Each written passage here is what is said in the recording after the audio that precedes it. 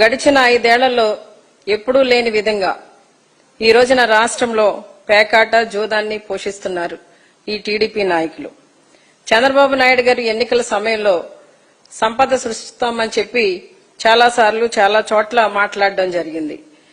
ఈ రోజున ఆయన సొంత టీడీపీ మంత్రులకి ఎమ్మెల్యేలకి సొంతంగా సంపద సృష్టించడానికి ఈ పేకాట క్లబ్లు, క్యాసినోలు, జూదం పేరిట వాళ్ళకి సపోర్ట్ గా ఉండడం జరుగుతుంది.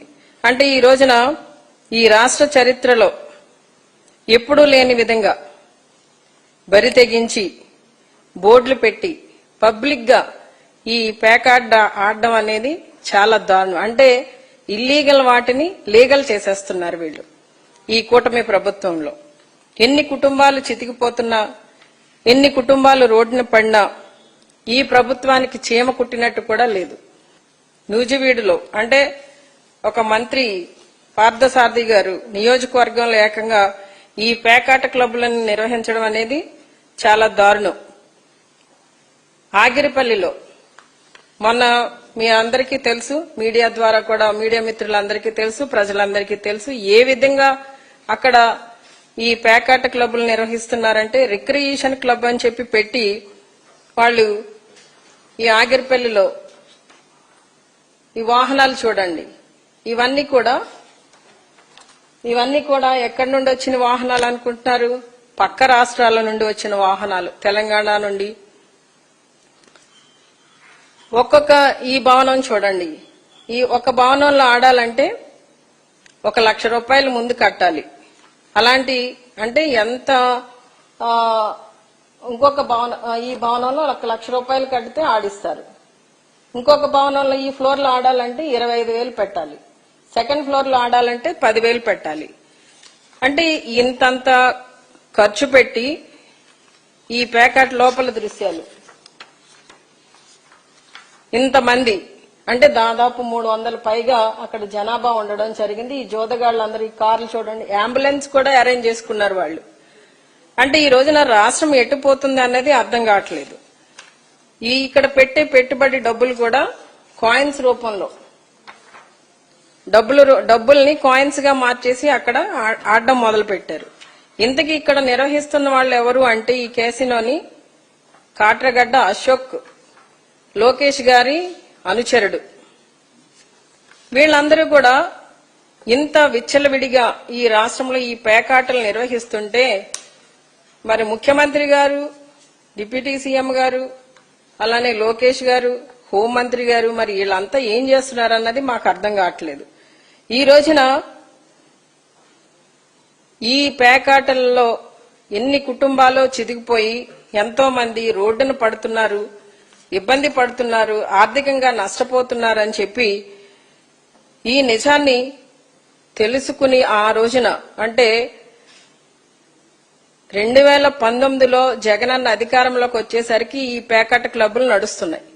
ఆ రోజున ఈ పరిస్థితిని అర్థం చేసుకున్న జగనన్న వీటన్నిటినీ కూడా రద్దు చేయడం జరిగింది. ఈ పేకాట క్లబ్బుల్ని అక్కడ దాదాపు 2 లక్షల కిలోల గాంజాని ధ్వంసం చేయడం జరిగింది. ఎలా అంటే అండి, ఈ ఒరిస్సా బోర్డర్ నుండి వస్తున్న గాంజాని చెక్ పోస్టులు పెట్టి అక్కడ ఆపి కంట్రోల్ చేసి పట్టుకుని చాలా స్ట్రిక్ట్ గా ఈ ట్రాన్స్పోర్ట్ అవ్వకుండా ఆపేవారు. అలాంటి పరిస్థితుల్లో మనం ఆ రోజున ఈ 2 లక్షల కిలోల గాంజాని ధ్వంసం చేయడం అనేది దేశంలోనే మనం రికార్డు సాధించాం. అంతేకాకుండా ఈ గాంజాని నిరోధించడంలో మనం టాప్ లో ఉన్నామని ఆ రోజున జాతీయ నార్కోటిక్ కంట్రోల్ బోర్డు వాళ్ళు కూడా మనకి ప్రశంసలు ఇవ్వడం జరిగింది. అంటే ఈ రోజున మనము కంట్రోల్ చేసిన దాన్ని మనం గాంజాని మన గవర్నమెంట్ లో మనం కంట్రోల్ చేసి ఆపరేషన్ పరివర్తన ద్వారా కూడా మనం ఆ రోజున దాదాపు 7,552 ఎకరాల్లో ఈ గాంజా సాగుని ధ్వంసం చేస్తే మన గవర్నమెంట్ లోనే ఈ గాంజాని మనం పెంచి పోషించామని హోంమంత్రి అనిత గారు మాట్లాడడం జరిగింది. ఎంతసేపు కూడా ఈ పోలీస్ శాఖని వాళ్ళు ప్రజలను రక్షించడానికి, ప్రజలకు అవసరమైనప్పుడు స్పందించడానికి కాకుండా వైసీపీ నాయకుల మీద, కార్యకర్తల మీద పోలీసు కేసులు, అక్రమ కేసులు పెట్టడానికి వాళ్ళని ఇబ్బంది పెట్టడానికి, వాళ్ళు ఏదైనా కార్యక్రమాలు చేసుకుంటుంటే లేదా ఏదైనా ఫ్లెక్సీలు కట్టుకుంటుంటే వాటి మీద వెళ్లి చర్యలు తీసుకోండి, వెళ్లి ఆ ఫ్లెక్సీలు దగ్గరుండి ఇప్పించండి, లేకపోతే వాళ్ళని తీసుకొచ్చి పోలీస్ స్టేషన్ లో కూర్చోబెట్టండి, సోషల్ మీడియాలో ఏదైనా పోస్ట్ పెడితే అదిగో వాళ్ళని తీసుకొచ్చి లోపలేయండి అని ఇలా వాళ్ళ స్వప్రయోజనాల కోసం వాడుకుంటున్నారే తప్ప ఎక్కడా కూడా ఈ రోజున పోలీస్ శాఖని వాళ్ళ డ్యూటీ వాళ్ళని చేయనిచ్చే పరిస్థితి అయితే ఈ రోజున ఈ కూటమి ప్రభుత్వంలో లేదు. ఈ పోలీసులందరూ కూడా మరి ఈ రోజున ఏ స్థానానికి పడిపోయారండి? కేంద్రం ఇచ్చిన నివేదిక ఏదైతే ఉందో, కేంద్రం ఇచ్చిన ర్యాంకింగ్ ఏదైతే ఉందో, రాష్ట్రాలు కేంద్ర పాలిత ప్రాంతాలను కూడా కౌంట్ చేసుకుంటే వీళ్ళ 36వ స్థానంలో ఈ ర్యాంకింగ్ లో ఉన్నారు. జగనన్న ప్రభుత్వంలో ఇదే పోలీసులకి 86 మెడల్స్ ఒకే ఇయర్ లో రావడం అనేది చాలా గొప్ప విషయం. అంటే పోలీసుల యొక్క పనితీరుకి ఆ రోజున కేంద్రం ఇచ్చిన అవార్డ్స్, రివార్డ్స్ అవి. మరి ఈ రోజున అదే పోలీసులు ఎందుకు 36వ స్థానానికి పడిపోయారని మేము ప్రశ్నిస్తున్నాం.